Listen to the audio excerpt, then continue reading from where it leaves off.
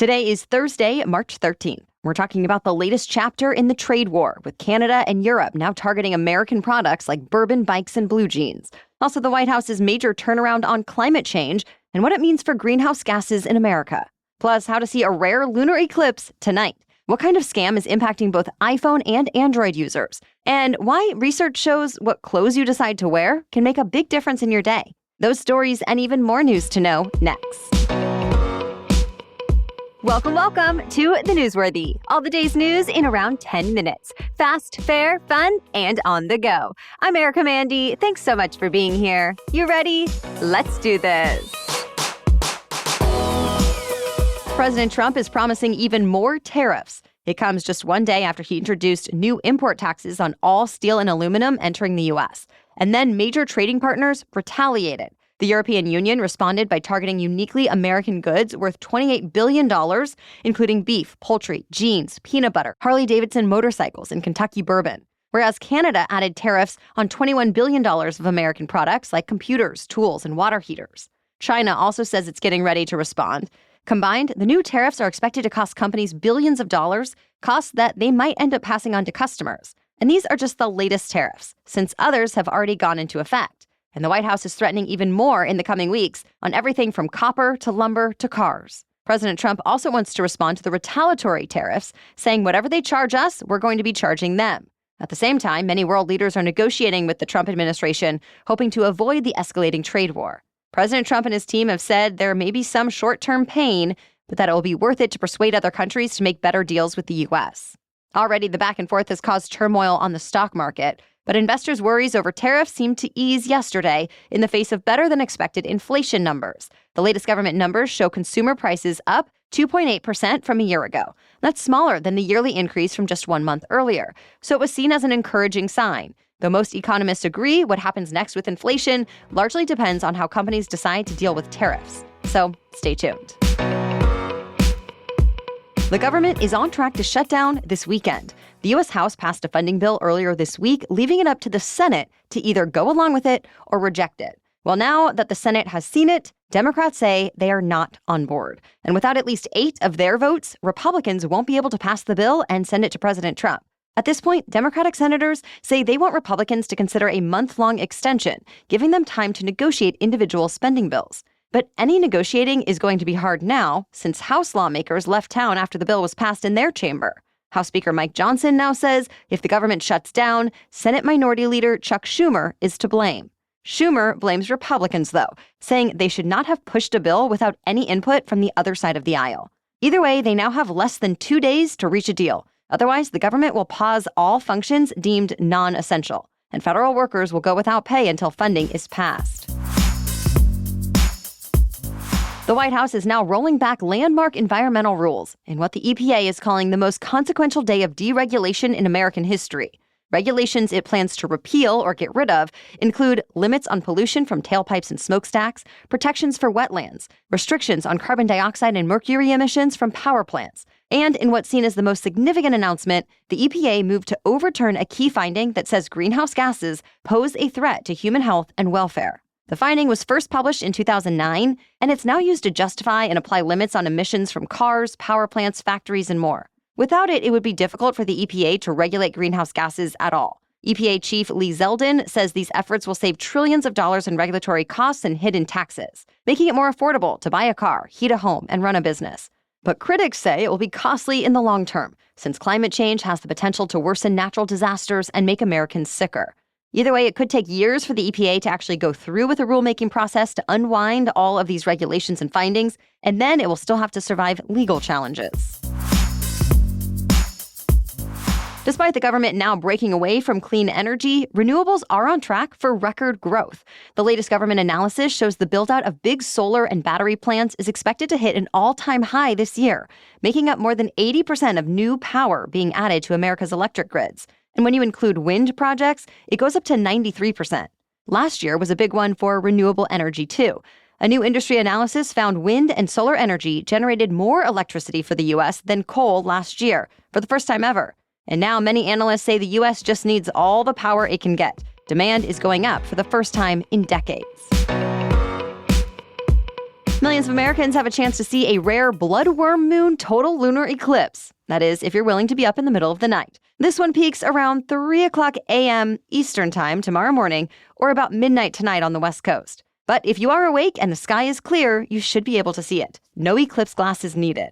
What's happening is the Earth will move directly between the sun and the moon. But instead of becoming totally dark, the moon will take on a red hue when it's fully inside the Earth's shadow.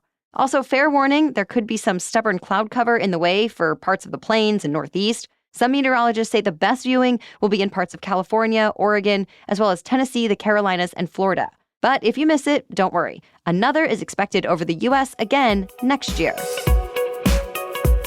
More news still coming up, but first, thanks to our sponsor. For thousands of years, explorers searched for the mythical fountain to restore youth and cure anything. And it was never found, despite what some people on social media may try to tell you. But hey, we do have collagen at least. It's surely not a miracle, but it is proven to help you look and feel more healthy. Ancient Nutrition's mission is to create high-quality supplements that combine the best of ancient wisdom and modern science. Ancient Nutrition's Multi-Collagen Advanced Lean supplement contains 10 types of collagen from 10 real food-based sources. It's powered by clinically studied ingredients that promote healthy weight management and building lean muscle. Collagen can also reduce joint discomfort and improve the look and growth of your skin, hair, and nails. So I love knowing that I'm doing something good for my body every day by adding just a scoop of this in my morning smoothie or coffee, and it helps me feel my best.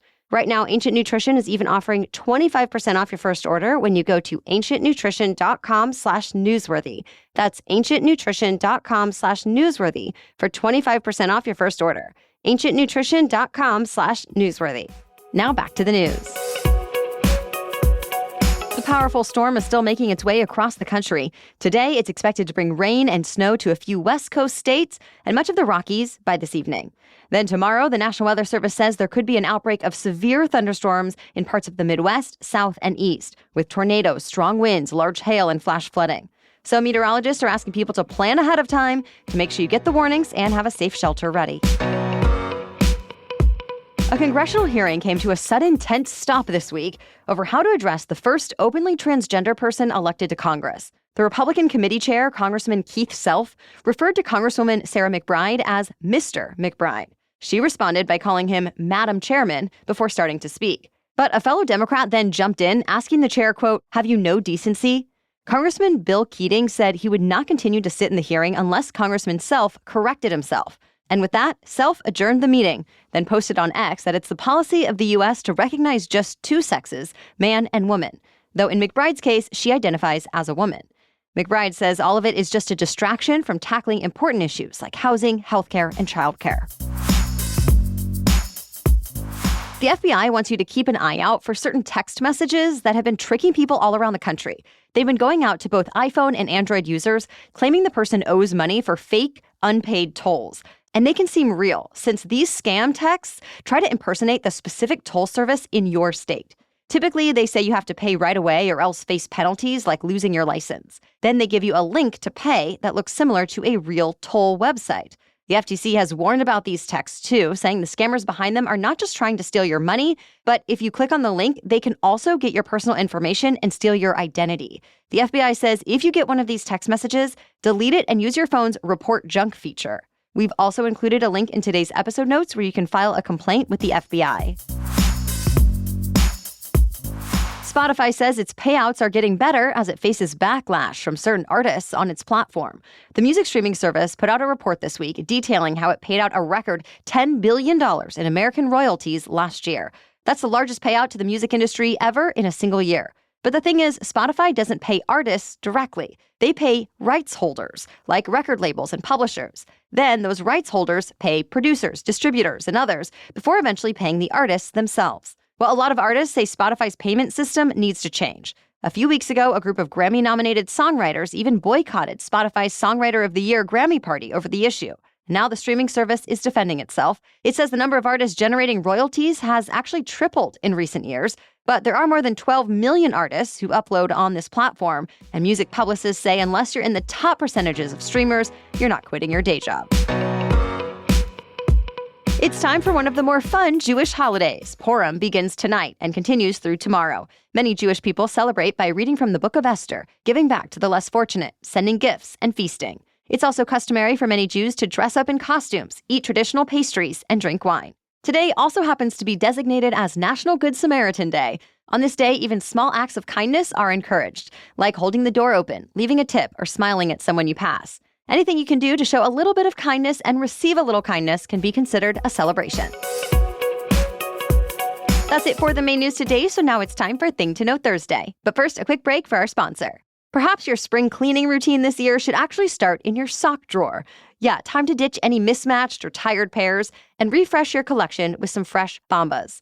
Trust me, you won't be disappointed. My Bombas gripper socks, for example, are the only ones I'll wear to my Pilates class. They're comfy with that extra traction I need and stylish too.